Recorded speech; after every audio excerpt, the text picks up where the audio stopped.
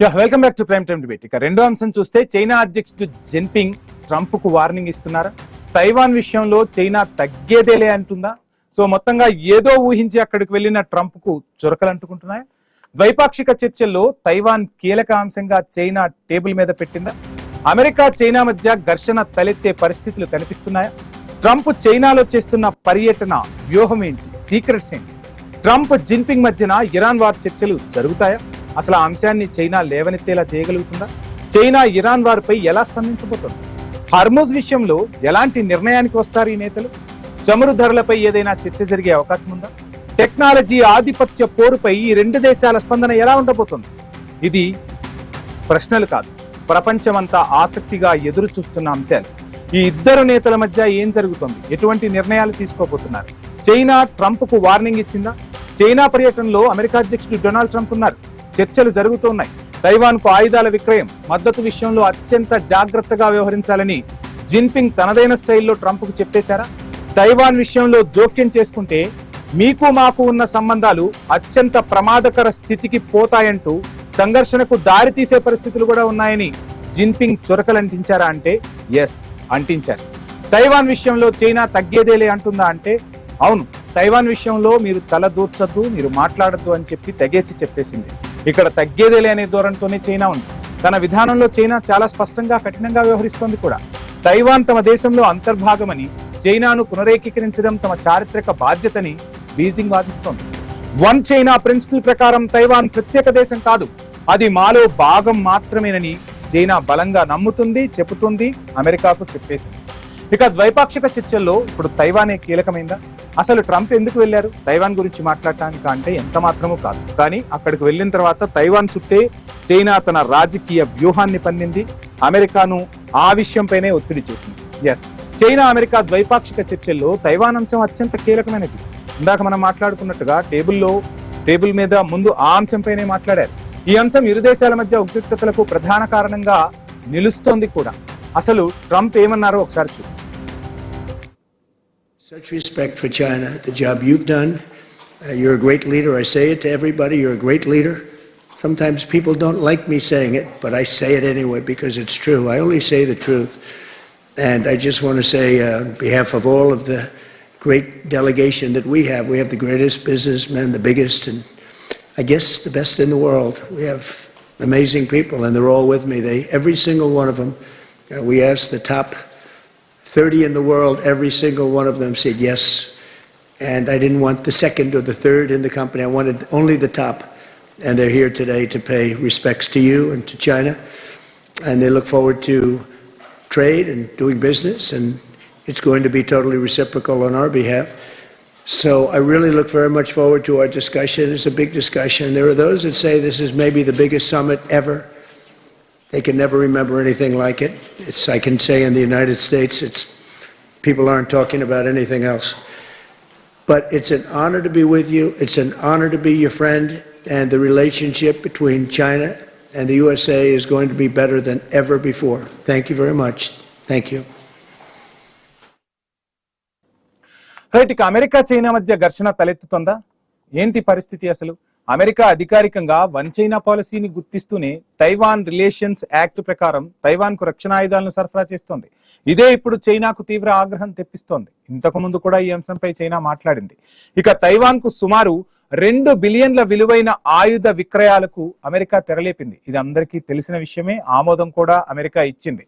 ఇక ఈ ఆమోదం తెలపడంపైనే ఇప్పుడు చైనా తీవ్ర అభ్యంతరం వ్యక్తం చేస్తోంది. సో ఎందుకు మీరు అంత పెద్ద మొత్తంలో తైవాన్ కు ఆయుధాలు ఇస్తున్నారంటూ కూడా ప్రశ్నించారు.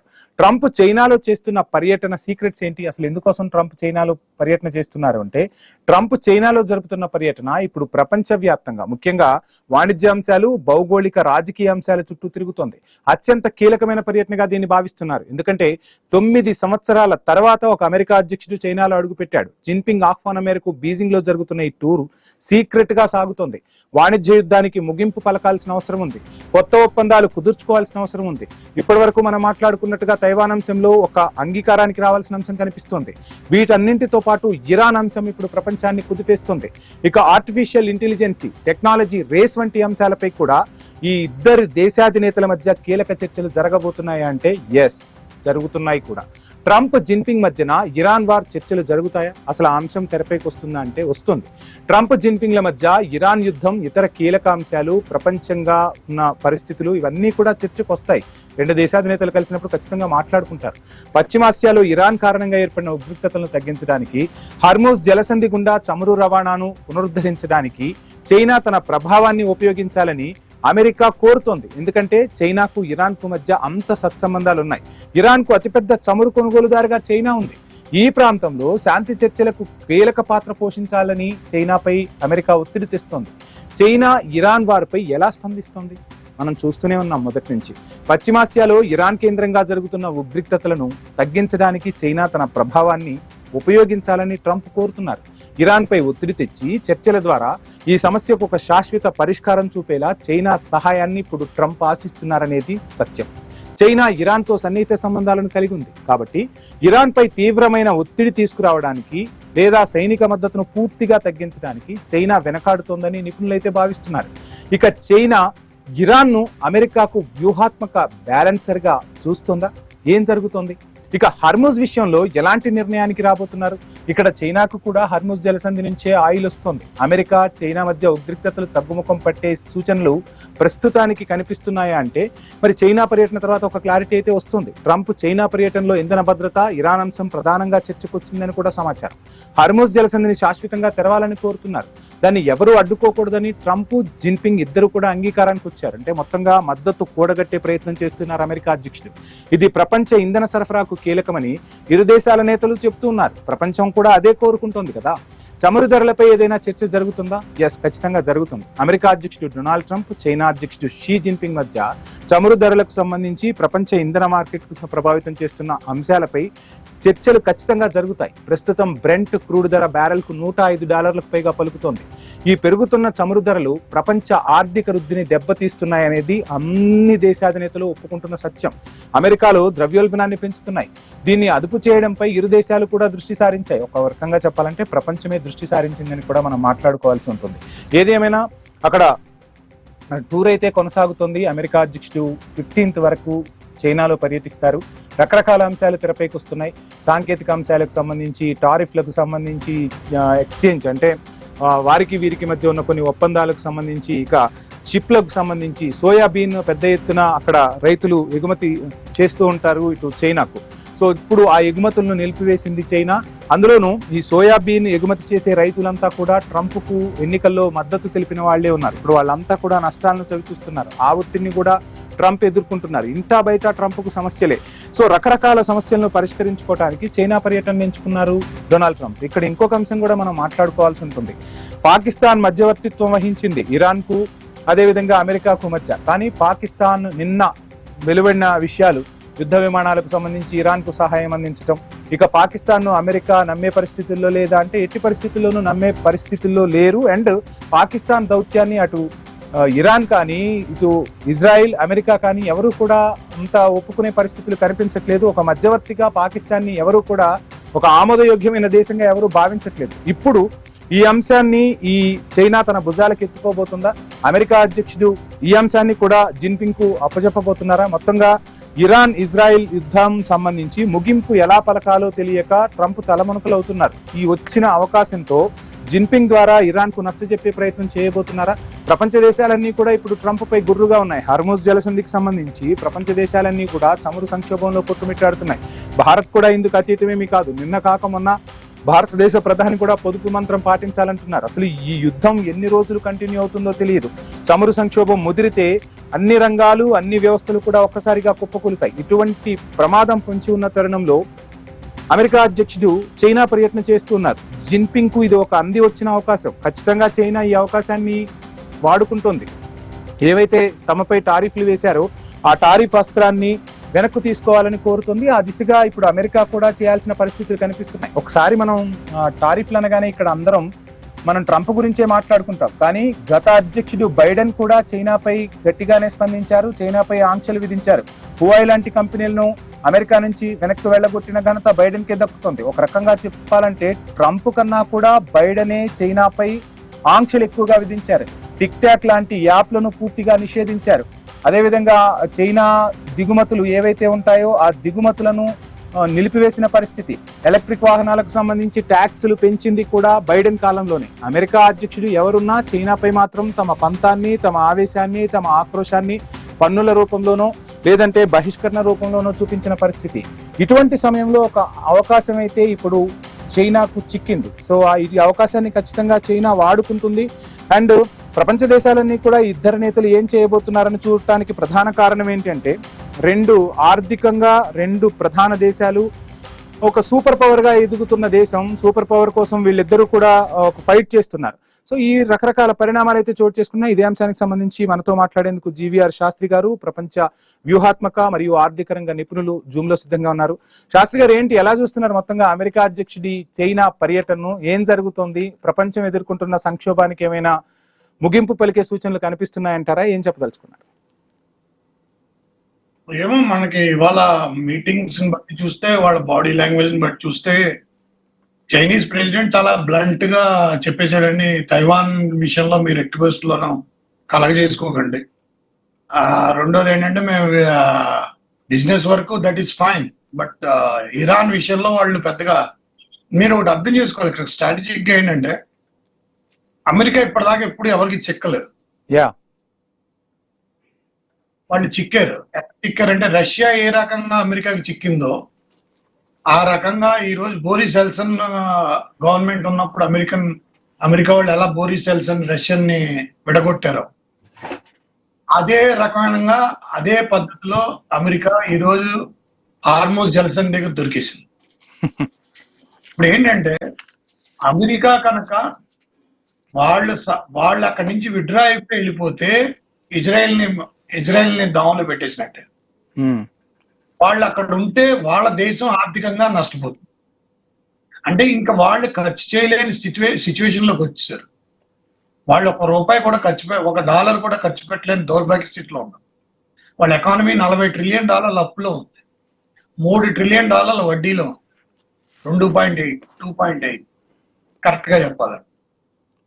సో అంత సిచ్యువేషన్ లో ఉంది కాబట్టి ఆయన ఏంటంటే, ఆయన ఆల్మోస్ట్ బెగ్గింగ్ సిచ్యువేషన్ లోకి, మీరు ఏదో రకంగా ఇరాన్ ఆపేయండి, ఇరాన్ ఆగదు. ఎందుకంటే ఇరాన్ ఐసోలేట్ అయిపోయింది. 25 ఏళ్ళు వాళ్ళు ఐసోలేట్ చేశారు. ఇక్కడ మీరు ట్రయాంగిల్ మ్యాట్రిక్స్ చూడండి, చైనా, రష్యా, ఇరాన్, దాని వెనకాల తోకలాగా నార్త్ కొరియా. సో ఆయన చేత వాళ్ళు ఎట్టి పరిస్థితి, ఎందుకంటే రష్యా ఇక్కడ గోల్స్ చూసుకోవాలి. ఇరాన్ గోల్ ఏంటంటే legitimate right to create a legitimate right on Hormuz జలసంధి మీద లెజిటిమేట్ రైట్ కోసం ట్రై చేస్తుంది. అది అయిపోవాలి. ఎట్టి పరిస్థితుల్లో వాళ్ళు ఎకనామికల్ గా సర్వైవ్ అవ్వాలి, ఇరాన్ బతికి బయట కట్టాలంటే ఆ లెజిటిమేట్ రైట్ రావాలి. అంటే ప్రతి బ్యారల్ అక్కడి నుంచి తీసుకెళ్లే షిప్ $1 వాళ్ళకి పే చేయాలి. దానికి ఒమాన్ కూడా సహకరిస్తుంది. ఒమాన్ కూడా చాలా కోపంగా ఉంది. ఎందుకంటే ఒమాన్ ని అడ్డం పెట్టుకునే వీళ్ళు వాళ్ళని డిస్కషన్లకు పిలిచారు. పిలిచిన తర్వాత మిసైల్ కొట్టి వాళ్ళ రిలీజియస్ లీడర్ని చంపిస్తారు. సో వాళ్ళకి ఒమాన్ కూడా చాలా కోపంగా ఉంది. సో నా ఉద్దేశ ప్రకారం ఇది వాళ్ళు డిఫరెంట్ గా దీన్ని 5 to 6 months క్యారీ చేస్తారు. ఇది ఇంకా 5-6 నెలలు యుద్ధం వెళ్తూనే ఉంటుంది. ఇది 5-6 నెలలు యుద్ధం వెళ్ళిందంటే మనకి 1-10 రోజుల్లోనే మనం చేతులు ఎత్తిస్తాం, అందులో డౌట్ లేదు. మనం చేతులు ఎత్తేస్తాం అంటే మన ఆర్థిక వ్యవస్థ మనకి లేదు. గౌలు చెప్తారు కానీ, కాంగ్రెస్ వాళ్ళు పెద్ద పెద్ద గౌలు చెప్తారు కానీ వాళ్ళ ఆర్థిక వ్యవస్థ నెలకొల్పలేపారు. మనకంటూ ఒక ఆర్థిక వ్యవస్థ లేదు. మనకంటూ ఉన్నాయి 3: హెల్త్, ఫార్మా, ఐటీ, ఆటోమొబైల్. ఈ 3 రంగాలు మన్మోహన్ సింగ్ గారి టైం నుంచి వచ్చిన వలన వచ్చింది. కథమా ఇండస్ట్రీలు ఏం పెద్దగా డెవలప్ అవ్వలేదు. ఇన్ఫ్రాస్ట్రక్చర్ బీజేపీ గవర్నమెంట్ లో ఇన్ఫ్రాస్ట్రక్చర్ డెవలప్ అయింది. ఇన్ఫ్రాస్ట్రక్చర్ అది చూస్తున్నాం కాబట్టి. సో ఇప్పుడు మనం ఒక సిచ్యువేషన్ లో లేవు. మనం ఈ ఎకానమీని ఇలా రన్ చేయగలమని మన దగ్గర అంత దమ్ము లేదు. 150 కోట్ల మందికి పర్ క్యాపిటా మన ఆర్థిక వ్యవస్థ 3వ ఎకానమీ 4వ ఎకానమీ అంటే ప్రయోజనం లేదు. 150 కోట్ల మంది జనాభా, పర్ క్యాపిటా 2200 2150 ఉంటుంది. కానీ అదే 2వ వాడు 4వ వాడు ఉన్నాడు అనుకోండి, వాడు 35,000, ఇటుకి 40,000 ఉంటాడు, మనది 2,000 ఉంటుంది. అంటే ఏంటి, పర్ క్యాపిటల్ ఇన్కమ్ చూడాల్సి ఉంటుంది. అని దానికి పెద్ద మీరు 3లో ఉన్నా 4లో ఉన్నా మీకు ఉపయోగపడేది లేదు, అది గిరిగేది వచ్చేది లేదు. మనం ఇప్పుడు ప్రస్తుతానికి 6 7కి వెళ్ళిపోయాం, మనం 7లో ఉన్నట్టు. సో అది పెద్ద ఇబ్బంది కాదు. అదే 7కి 8కి నేను అసలు దాన్ని అసలు ఇట్ ఈస్ నాట్ యాడిస్టిక్, అది అవసరం లేదు మనకి. జస్ట్ ఆటోమేటిక్ అది గ్రోత్ రేట్ లో చూసుకోవాలి కానీ మనం దీంట్లో చూసుకునేది కాదు. Growth rate important for us. And మనకి ఇప్పుడున్న సిచ్యువేషన్ ఏంటంటే చాలా వైటల్ సిచ్యువేషన్. దీంట్లో బతికి బయటపడాలంటే మనం 9 నెలలు మాత్రం 9 నుంచి 1 ఇయర్ చాలా కష్టంగా నడపాలి. ఎందుకంటే మనకు ఇప్పుడు మన దగ్గర ఫారెన్ ఎక్స్చేంజ్ రిజర్వ్స్ ఉండవు. ఆయన బంగారం ఎందుకు కొనొద్దన్నాడంటే consumption of foreign exchange reserves happens with gold. కానీ గోల్డ్ ని మీరు కొనొద్దనడం అని కూడా కరెక్ట్ కాదని నా ఉద్దేశం. ఎందుకంటే ఫారెన్ ఎక్స్చేంజ్ రిజర్వ్ బ్యాంక్ కరెన్సీని ముద్రించే వ్యవస్థ ఎటువంటిదంటే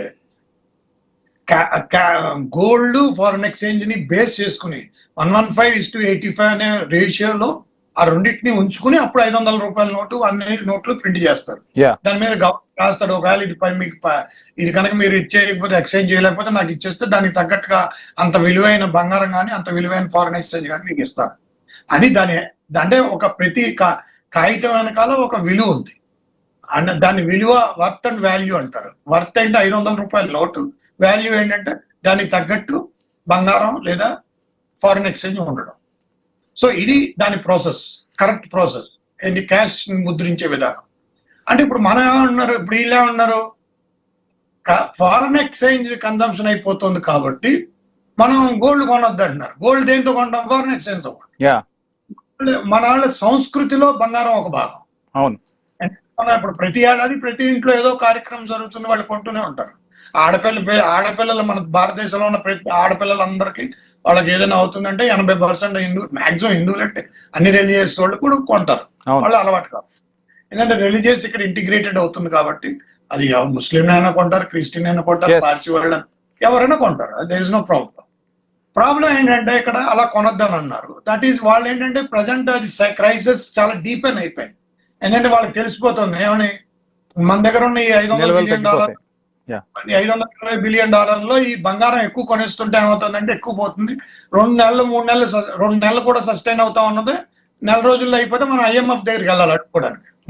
ఇంటర్నేషనల్ మానిటరీ ఫండ్ దగ్గర మనం ఏం చేయాలి, ప్రోగ్రామ్ అడిగి మాకు $1 బిలియన్ $20 బిలియన్ అలాంటి పరిస్థితి రాకుండా ఉండాలని ముందు నుంచి. దానికి ఆ దిక్కుమాల పరిస్థితి ఎందుకు వస్తుందంటే because of welfare schemes. Welfare schemes 46 లక్షల కోట్ల రూపాయలు ఖర్చు పెడతారు మొత్తం ఈ స్టేట్స్ అన్ని కలిపి. ఏంటంటే వాళ్ళకి ఆలోచన లేదు. ఎందుకంటే FRBMS లో రిజర్వ్ బ్యాంక్ ఆఫ్ ఇండియా వాళ్ళకి ప్రతి నెల 3,000 కోట్లు 4,000 కోట్లు వాళ్ళు బాండ్స్ సెల్ చేసుకునేటట్టు చేస్తుంది. ఇప్పుడు ఏ రాష్ట్రమైనా 10 లక్షల కోట్లు దాటిపోయింది అప్పుల్లో. 10 లక్షల కోట్ల అప్పులు దాటిపోయింది. 10 లక్షల కోట్ల అప్పు దాటిపోయింది అంటే కాస్ట్ ఆఫ్ డెప్ట్ ఉంటుంది. అంటే వ్యయం, అప్పుకు వ్యయం ఉంటుంది, ఆ వ్యయం కట్టుకోవాలి. సో వాళ్ళు ఏంటి అవేమి ఆలోచించకుండా పార్టీలు వాళ్ళు ఏంటంటే ఇష్టం వచ్చినట్టు మనం పవర్లోకి వస్తే ఏదైనా పర్వాలేదు ముందు చెప్పేద్దాం. ఇప్పుడు మన దానికి బెస్ట్ ఎగ్జాంపుల్ ఏంటంటే తమిళనాడు. ఆయన ఏం ఆలోచించాడో ఆయనకి తెలియదు. అంటే పెద్దగా అంటే నేను పెద్దగా చదువుకోలేదులేండి. ఏదో మనం పెద్దగా చదువుకోలేదు కానీ వాళ్ళు పెద్ద నాయకులు 2 చేతులు దండం పెట్టడం తప్పించి మనం ఏం చేయలేము. ఏంటంటే వాళ్ళకి ఆలోచన ఉండదు. ఇప్పుడు చెప్పేసాడు ఆయన ఏమన్నా 5 ఎకరాల లోపల ఉన్న వాళ్ళందరికీ రుణమాఫీ అన్నాడు. అంటే రుణమాఫీ అంటే నువ్వు ఎలాగ తీసేస్తావు? బ్యాంకులు పెట్టుకున్నది నేషనల్ బ్యాంకులు కదా. బ్యాంకులో డిపాజిట్ రూపాయికి 22 పైసలు ఉందో లేదో గవర్నర్ చెప్పాలి. Sanjay Malhotra reserve bank governor చెప్పాలి, నా ఫ్రెండ్. మరి చెప్తాడో చెప్పడో 22 పైసలు ఉన్నాయి డౌట్. అంటే ప్రజలందరూ ఒకసారి కరెన్సీ తీసుకుంటే అది పెద్ద ఇబ్బంది అవుతుంది. సో అంచేత ఏంటంటే ఇలాంటి వ్యవస్థీకృత విధానాల్లో మీరు ఆలోచన లేకుండా ఆదాయానికి సంబంధించి మీరు ఆదాయాన్ని క్రియేట్ చేసి ప్రజలకి ఇవ్వండి. అంతేకాని రాబడి మీరు కాదు. శాస్త్రి గారు ఫైనల్ గా పొదుపు మంత్రం పాటించమని చెప్తున్నారు. ఈ పొదుపు మంత్రం ఎంతవరకు దేశాన్ని కాపాడగలుగుతుంది, ఎంతవరకు ఇది వర్కౌట్ అవుతుంది అంటారు? అంటే క్రైసిస్ చాలా సీరియస్ క్రైసిస్ హెడ్ అయిపోయామండి మనం. చాలా సీరియస్ క్రైసిస్ హెడ్ అయిపోయాం. ఇదేంటంటే డిమానిటైజేషన్ నుంచి మనలో క్రైసిస్ ఎమర్జ్ అవుతుంది. అది అక్యుములేట్ అయ్యి వస్తుంది. అది అక్యుములేట్ అయ్యి వస్తుంటే ఇంటర్నల్ ప్రెషర్ వచ్చింది, all of a sudden external pressure వచ్చేసి. సో ఇంటర్నల్ ప్రెషర్ ని మనం ఏ రకంగా తట్టుకుంటున్నాం అంటే రష్యన్ డిస్కౌంటెడ్ ఆయిల్ ద్వారా తట్టుకుంటాం. ఆ డిస్కౌంటెడ్ ఆయిల్ ఎప్పుడైతే ఆగిపోయిందో ఇప్పుడు చాలా ఇబ్బంది. ఇప్పుడు ఇంకోటి ఏంటంటే మనకి మన ముందు ఇంకో పెద్ద సమస్య వేలాడుతుంది ఏంటంటే దీంతో పాటు ఇంటర్నెట్ కట్ అయిపోవడం. ఒకవేళ రెబల్స్ కనుక యువతి రెబల్స్ కిందకి వెళ్ళిపోయి వాళ్ళు బాంబు పేల్ చేశారంటే, ఆ కేబుల్ కట్ చేశారంటే మంది 85% ఇంటర్నెట్ డౌన్ అయిపోతుంది. 85% ఇంటర్నెట్ డౌన్ అయిపోయిందంటే మీకు తెలుసు కదా ఇంక సీన్ ఎలా ఉంటుంది. అంటే మన బ్యాంకులో డబ్బులు ఉంటే మనం తీసుకోలేని పరిస్థితి వచ్చేస్తుంది. ఎందుకంటే అందరూ దీని మీద ఆధారపడ్డారు. సో అంచేత ప్రభుత్వానికి చెప్పేది ఏంటంటే 40% క్యాప్ పెట్టుకోవాలి డిజిటల్ ఎకానమీ. మీరు 40% డిజిటల్ ఎకానమీయే చేయాలి, 60% క్యాష్ ఎకానమీ ఉండాలి. స్విట్జర్లాండ్ అయినా అదే చేస్తుంది. స్విట్జర్లాండ్ చేతక కాదు, 100% డిజిటల్ ఎకానమీ స్విట్జర్లాండ్ కూడా చేయొచ్చు, కానీ వాళ్ళు చేయరు. వాళ్ళకి తెలిసి ఇది ఇలాంటి సిచ్యువేషన్ వస్తుందని, అంచేత వాళ్ళు 40% దగ్గర క్యాప్ పెట్టుకుంటారు. Right sir. Thank you so much sir, మీరు డిబేట్ లో పార్టిసిపేట్ చేసినందుకు. మొత్తంగా దేశం అయితే ఒక సంక్షోభంలో కొట్టుమిట్టాడుతున్న పరిస్థితి. అటు చైనా అదే విధంగా అమెరికా అధ్యక్షుడి మధ్య చర్చలు అయితే జరుగుతున్నాయి.